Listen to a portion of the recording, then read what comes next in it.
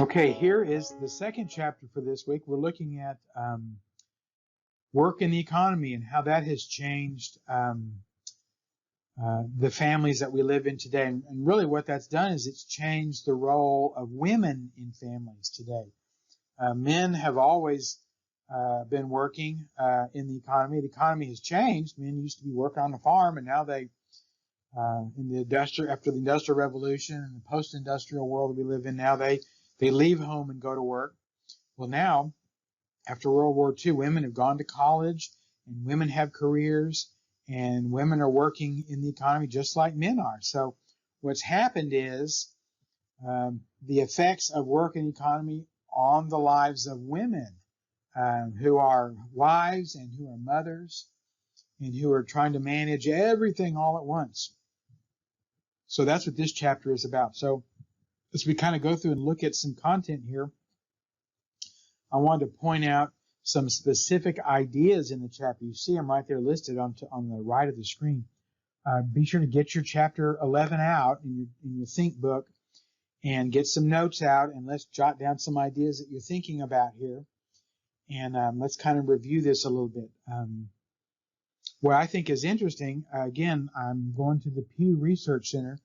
That's not in your textbook, but that's another resource that you can use in this class, and you can use in lots of classes that you're taking.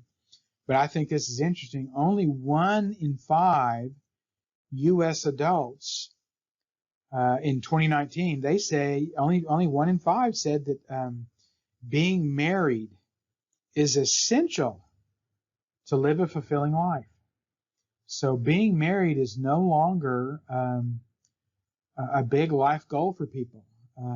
As far as I want to have a fulfilling life, and so part of that goal means I want to get married. What has replaced being married is having a career.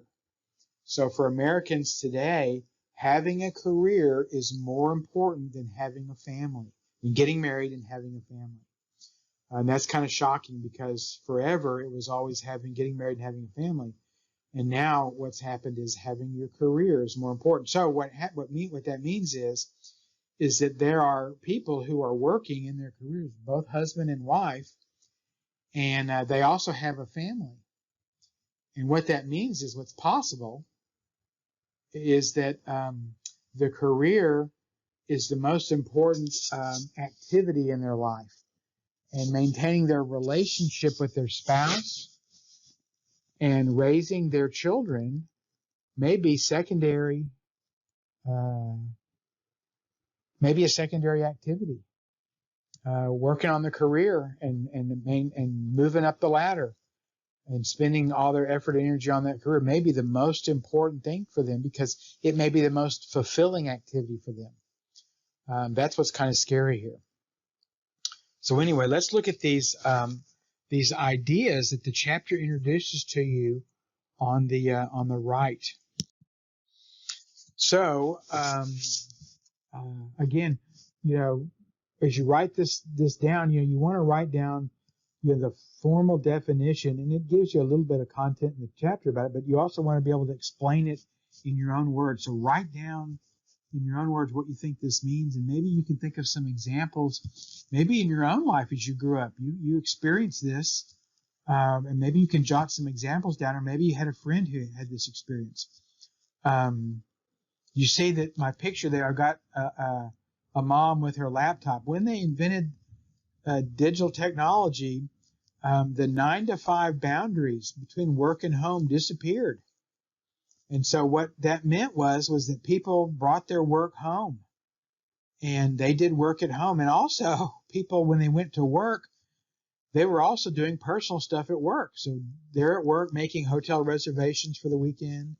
They're at work texting friends on their telephone. And so the boundaries between work and home, work and personal life kind of disappeared because of technology that we have. So what happens in the spillover model talks about the fact that you don't leave your work behind when you go home, but it spills over into home sometimes. And so you go home and you're still kind of stressed out from work. And especially for males, that happens. And they have a harder time leaving work behind. Women, it's easier for women to do that because when they go home, they have, and what we say is that they clock in for a second shift. They tend to clock in and work on the house. They work on raising the kids.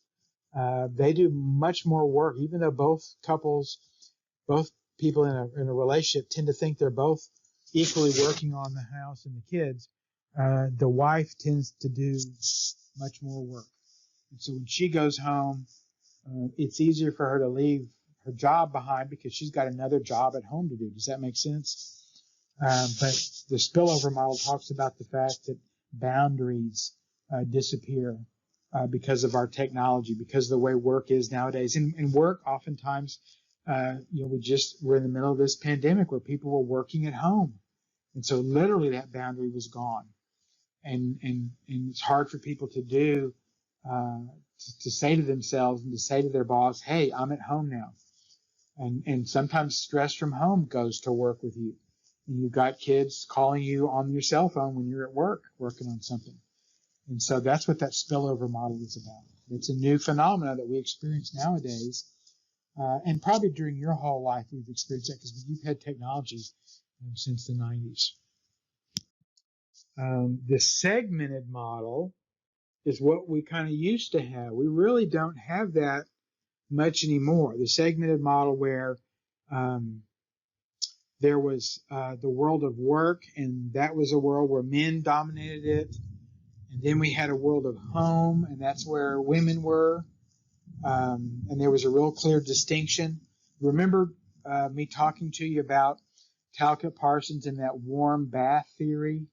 Go back and look at your notes again, where husband would come home from work and wife would be there waiting for him with this protective kind of environment, this psychological warm bath where he could come home and take off his shoes and let his hair out, and he could be secure there. Well, that's the segmented model is kind of an old-fashioned model. We really don't have that anymore because, again, the role of women has changed, and women have gone to work. Also, what's happened is our economy has changed so much that we have to buy more stuff all the time. We don't make products anymore that last forever. We make products that are obsolete. You have to always buy a new cell phone, and your appliances break down, and everything is broken and has to buy a new thing all the time. Everything goes out of fashion. And so we're always having to buy stuff. And so it takes two incomes to afford to buy all the crap that we think we have to buy. And so that means it takes both partners in a relationship to have to go to work. Even though you may not want to, you both got to buy this and buy that. And so you got to have two cars, and you got to have insurance policies for this and that. And so it just takes more money to live the kind of life that we want to live today in our country. And so the segmented model, it's good to know about it, but it really doesn't really hold true anymore. Maybe your grandparents lived in the segmented model, perhaps, where there were two segmented different worlds, a world of work and a world of home. Then we have this work to family and family to work model. This is kind of where people have these flexible schedules. And because of technology, we can do this. We really experienced this during the pandemic, where people did have to take work home, and they could do work at home because of the technology that we have. And when kids had to go home and do school at home. And because of our technology, we were able to do this blending of family and blending of work and blending of school together. And so we were able to be more productive. Our workers were able to be more productive because they could be a parent, they could be a coach, an academic coach, a tutor at home, and they could be an employee at the same time. They could be doing Zoom meetings. and doing all that at once. Oftentimes what we discover in this kind of a model is that women like to be able to be home. They like to be home when their kids come home from school. They like to be home and go into work later because they want to be home to get the kids off to school. And so what they will often do is women will choose to slow down their career path because they don't want to get on that treadmill where they're having to work toward a raise all the time, because they want to slow things down and spend the early years, elementary years, let's say, with their kids, and have more time at home. And this tends to allow them to do that. It's something that we're able to do really now only because of technology and because our economy is much more global now. And so we're having meetings with people across the United States at different times of day. We're having meetings with people and with work groups with people who are across the globe. And so we really don't live, many of us, in this 9-to-5 kind of world anymore. And so it's much more doable to live and work this way. Okay, here's a term. Maybe you've heard this term before. We call it a mommy track. And this means because biologically women are the members of the family who have to opt out of their career track to have the children. And women say, well, I want to have kids. I want to have my career. I've gone to college. I'm going to start my career. But then after several years, I'm going to stop and pull out and have children and then get back in again. Well, and we call that a mommy track. Oftentimes, unfortunately, women experience some negative consequences, stopping their career track and pulling out and having their children and spending some time raising the child, and then getting back on the career track. And what's happened is that they've kind of gotten left behind. They've experienced maybe some negative consequences because things the career world has progressed and they couldn't keep up with it. It's illegal to discriminate against women because they've decided to have children, but there are things that sometimes the world of work can't help. And so this happens sometimes to women. We've worked and come a long way in the past several decades to try to alleviate negative consequences that women might experience because of this. But this is what the mommy track is women who are in the world of work and who also plan to pull out for a period of time to have children. Now, you may know what we call boomerang kids. These are kids, they're not really kids, they're adults, they're young adults who have gone into, they graduated from college and they've gone to the world of work, and then something has happened. They got furloughed, maybe the pandemic, and they got furloughed. Or maybe they graduated and they couldn't find the ideal job, or maybe the ideal job didn't pay as much as they were hoping. Or maybe maybe they got out and after a year their relationship fell apart. So all kinds of things can happen. And the boomerang describes the fact that the young adult has returned home and for economic reasons is living at home again with their parents. And so what happens is, this is in a family class, because what happens is the parents are, patting themselves on the back because their child has grown up and moved on. And then one day the kid returns home and everybody has to deal with, these new roles. And, you're an adult now and I'm not going to do your laundry for you. And you're an adult now and maybe you need to pay some rent. And what happens is, without thinking about it, people fall back into comfortable roles that they were used to before. And if they don't have clear communication, remember that communication chapter we talked about?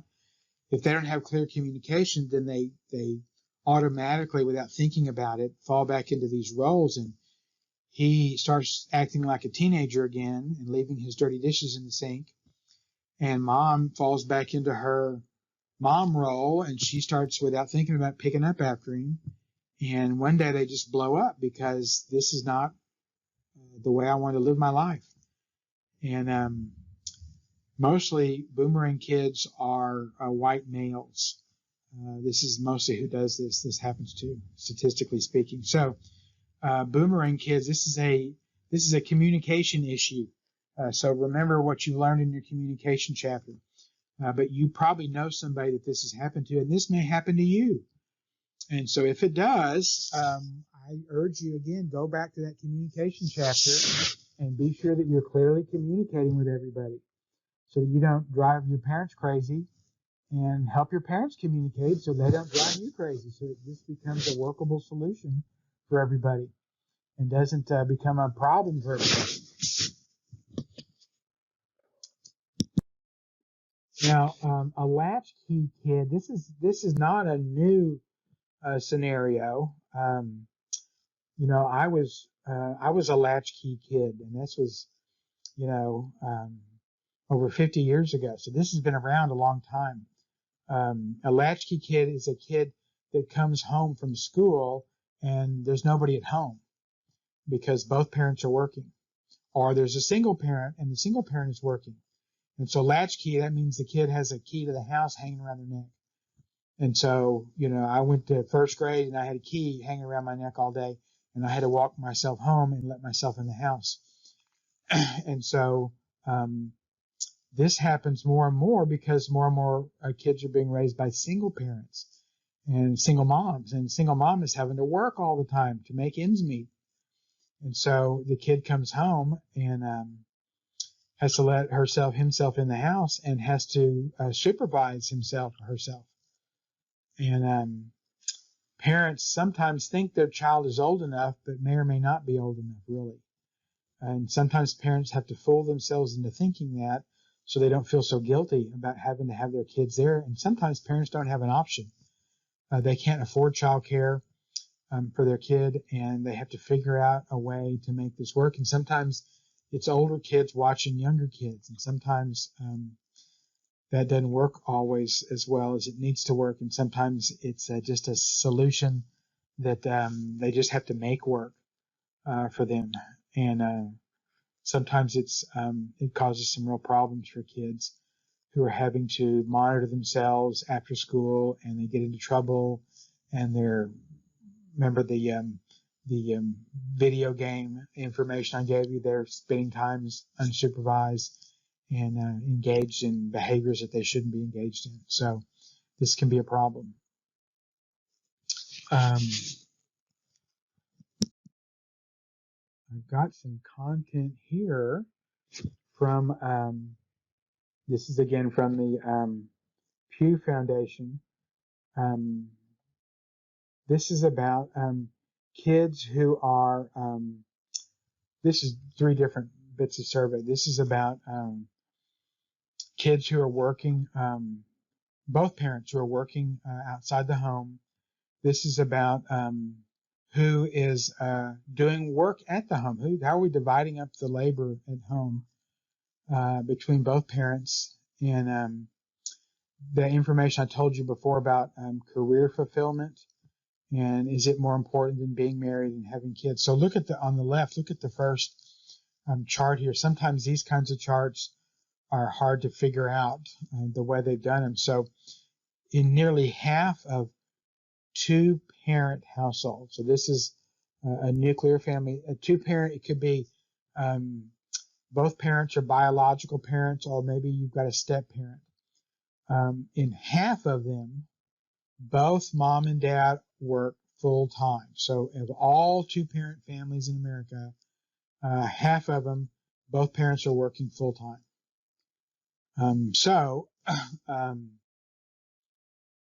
That's the dark green down at the very bottom.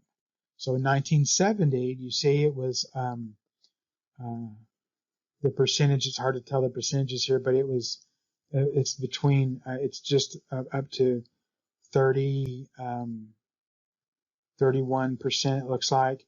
And then now it's 46% in 2015. You see that? Part-time, you see it hadn't really changed a whole lot. Mom and dad both working. One of them is working part-time. And then mom not employed at all. That was 46% in 1970. You see how much that's changed so much? That's where the number, the part-time number hadn't really changed much, but the mom not being employed and mom being full-time, that's where it changed between 1970 and 2015. And then look at the middle chart, division of labor in households. So this is a household with 2 full-time working parents. So who's doing all the work? And so the dark green is mom's doing more of the work. The kind of middle green is the father does more, and the light green, they share it equally. And so managing schedules, mom's doing more of that. Do you see? Taking care of kids when they're sick, they both, look at that. Mom does more of it. They also, 47% say they share it equally. But still, mom's still doing more of it. Never does father do more of it. Mother's still the person at school calls when there's a sick kid. Isn't that interesting? They share equally handling household chores and responsibilities. Disciplining children, they share equally. Look at that number, 61%. And playing or doing activities with the kids, they're sharing equally with that as well. So those numbers are getting better as far as discipline and playing with the kids. The numbers with father does more with discipline and mother does more. You see how that's kind of even with discipline, 20 and 17. So that's interesting too. And then the last chart was when I told you at the very beginning about Americans say that their career is the key to fulfilling a life, having a fulfilling life, more important than marriage is. And so for men, only 16% said marriage is essential. Being in a romantic relationship, only 26% of men. But having a career that they enjoy, 57% of men. Having a lot of money, having children, no. It was having the career that they enjoyed. Look at that, 57%. So that, that's overwhelmingly more important to people than being married, than being in a romantic relationship, or having money, or having kids. Isn't that interesting? So the important part, see how the middle green line, it's important to people, but not essential. That's the part I want you to pay attention to. The having the career was essential. See the dark green for people, for both men and women. See how much more, the higher the percentages there are. Really essential for people. So that's just really that's just really surprising. And so it shouldn't surprise us that marriages and families are kind of falling apart and fragmenting, because it's really not essential for people anymore. They're spending their time and their effort and their energy on their careers. Okay, and here's some other little tidbits of information. I just thought these were interesting, and I thought maybe you'd find them interesting as well. Let's start over on the left-hand side. Among full-time working parents, dads don't think they spend enough time with their kids. Well, maybe because they're spending time on those careers. The mom, she thinks she's spending about 58% about the right time. But the dark green, too little time for both of them, probably because they're working on those careers of theirs. Maybe that's the explanation for that. Spending too much time and feeling rushed. More moms. Look at the next chart. Moms feel always rushed. Look back at the graph earlier. She's responsible for their schedule, and she's responsible for taking care of them when they're sick. Maybe that's why she's feeling rushed all the time. More moms likely to say parenting interferes with career advancement. 41%. You see the middle of the mother scale there, mother bar graph. 41% say it's harder for them. It's because she's having to manage the home more often than dad is. And it's harder for her because, again, remember, she's like dad. She thinks the career is more important than the family for her. But the social expectation for mom to also be responsible for the house and also be responsible for the children is still there. She still feels guilty if things aren't perfect at home and if the kids are not managing well in school. He doesn't tend to feel that guilt like she does. So we're not surprised to see the 6 and 10 scale below that. She feels more than 50%, 60% say balancing job and family is really difficult for them. It's because she's also trying to balance the expectations, that come with it, the social expectations. He doesn't tend to have those same expectations like she does. And then finally, the last chart there, it's more difficult. The percentage of working parents that say being a parent is enjoyable, rewarding all the time among those who say balancing work and family. So is it enjoyable? 36% of parents say that it's enjoyable. Only 30% say it's enjoyable when it's of those who said that it was difficult to balance it all. 50% said it was enjoyable when they didn't experience too much difficulty. So people who are experiencing difficulty don't think it's enjoyable. That doesn't surprise you, does it? Look at the bottom. Percentage of working parents saying being a parent is tiring all or most of the time. When being a parent and balancing their life, their work, and their parenting is difficult, it's tiring too, 39%. When it's not real difficult, only 23% say it's tiring. So this isn't real surprising. This chart isn't real surprising.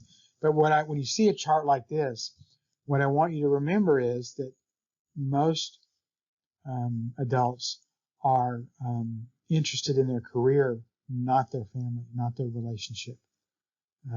So they're going to define the world and get tired of their family very fast because it's getting in the way of their career. And the career is the thing that's driving them. The career is the thing that they want to spend their time on and their energy on, not on their family. So that's the world that we live in. Anyway, I just wanted you to see some of these survey results. This is where people are these days, and this is how they respond to a survey. And when we ask them how they feel about their family, how they feel about work, and how they feel about balancing it with their family. And I thought this might be interesting too to look at and see. Again, if you have some questions as you're reading this chapter, as you're trying to learn about this is something that you're getting ready for the world of work. And I hope you're getting ready for having a meaningful relationship and having a family as well, and trying to figure all this out and trying to figure out how to balance it. And you're going to be doing this in a world that's not a 9-to-5 world probably. And so this is good information for you to figure out what's the territory like out there. So if you have any questions, if something doesn't make sense, if I can help explain something to you one-on-one, just please don't hesitate to send me an email and let's discuss this further. I'll talk to you again soon.